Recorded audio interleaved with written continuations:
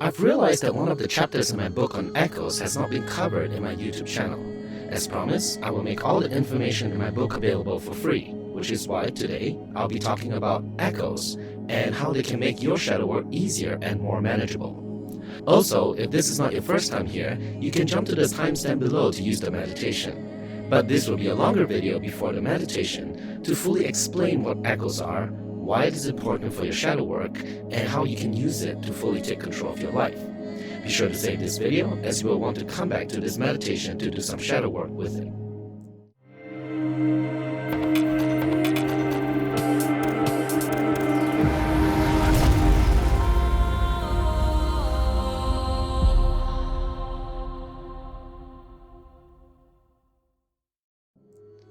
Namaste, Sacred Masters. I'm Dr. Iwas Ukehi, author of Shadow Work, Finding Your Light in Darkness, and I'm here to help you with your shadow work and manifesting questions to elevate your self-growth.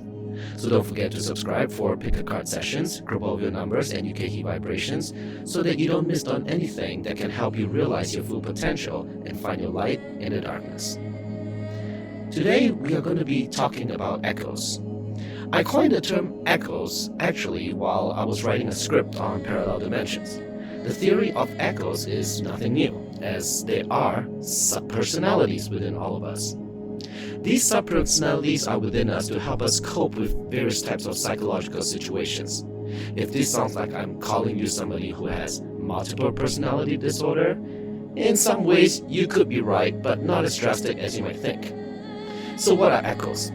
Let me try and simplify it for you. Have you ever been angry and you lash out at someone, only to apologize later saying something like, "I'm sorry, I don't know what came over me"? That's an angry echo that just came up. We all have many different echoes, and while each one are distinct, together they make you up as a whole. We have happy echoes, angry echoes, insecure echoes, grateful echoes, etc., etc. Each time we deal with a particular situation, an echo will come up to best deal with a situation. If somebody lied to you, your angry echo would probably be the one that come up to help you deal with that situation. However, in the absence of shadow work, chances are you have very little control of your echoes. It's almost like you lose yourself to another person. Don't worry, I'm going to teach you how to manage them in a bit. But first, I want you to ask yourself in your shadow prom, which echo is the most dominant force in my life? Which echo is the one that you have the least control of? For the majority of people, it is usually the angry echo or sometimes the depressed one. Why is this important to identify? Because the echoes we cannot control usually end up controlling us. Thus, you attract situations and people that feed that echoes. Echoes in the spectrum of anger, jealousy, greed, resentment, lies, inferiority, and ego. These are the echoes that end up calling the shots from within our shadows. So, take a look inside, take stock of your life, and identify which echo you want to work with. Because that is the first step to taking back control of your life. And the next stage is born. Once you have identified your echoes, begin by giving them names. This is important because by giving them names, you not only create distance, but it helps you disengage. You do not feel personally attacked that an echo is you, but rather a part of you. Have fun coming up with names. For example, you can name your angry echo, Angry Elson, Jealous Jolene, Insecure Ian, and so forth and so on. If you can, try naming them based on their energies. Anger can have a masculine energy such as outbursts, or feminine energy which is withdrawing. However you react as an echo, see if you can feel what kind of energy it is and name it appropriately. Now, just like in all shadow work, we know that the more you repress yourself, your inner feelings, the more it will come out in inopportune times, or even worse, in violent outbursts. So we must never disown our echoes, but rather make them our friends and manage them with love and acceptance. Angry Allison is there for a reason.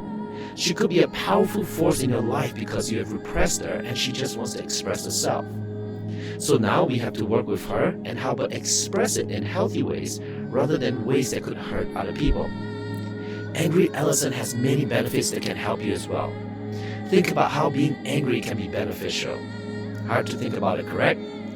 But by sitting with your echo, you might use anger to express creatively your art, or use it as a powerful force to motivate you to achieve a workout goal.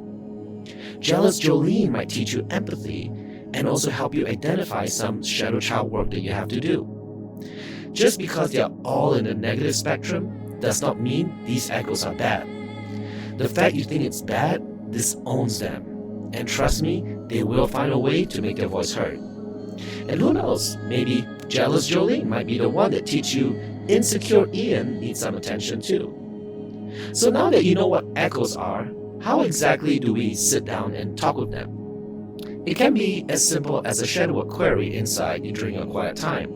Or you might want to use a meditation. If that's the case, I'll provide one for you. And if you're ready and you know which echo you want to speak with, let's get into our meditation. I want you to start by being as comfortable as you can. Sitting upright helps induce a state of calm and equanimity. The first thing we want to do is to connect ourselves to the subconscious. And one of the things our subconscious does for us every day is breathing. So let's connect to our subconscious by being aware of our breathing. Let's begin. Deep breath in. 4 seconds. Breathe out. Deep breath in. 4 seconds. Breathe out. Deep breath in. 4 seconds. Breathe out. I want you to soften up everything now. Your eyelids, slack your jaw. Do a check on every parts of your body. Is there tension anywhere? Legs, arms, shoulders? Let them slack. I want you to visualize your Merkaba home. 2 double pyramids inverted against each other and spinning around you like a star. Visualize yourself in the middle of the universe, the infinity. You can see stars all around you.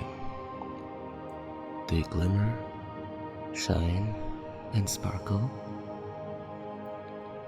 As you slowly wander through the cosmos, you begin to see that they are not stars, but they are one of the many infinite echoes of you. Some may be shadow echoes, but they all shine equally bright. If you want, you can begin to acknowledge them by name now. Spend a minute waving at them and saying hi to each one like a long-lost friend.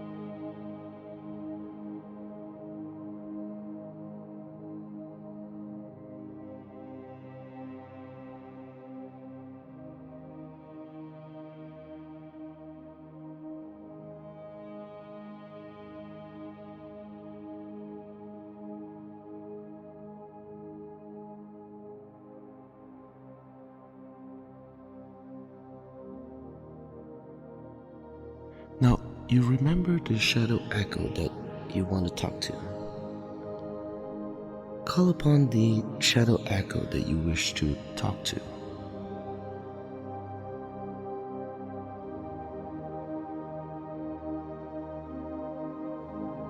From a distance, you see a star sparkle. That's the shadow echo you just caught. You watch as that star begins to float towards you. You can see this shadow echo. It can look like anybody can be a man, a woman, fat, skinny, tall, short, but it is a part of you. Maybe even a resemblance to you. Go ahead and greet it with loving warmth and compassion.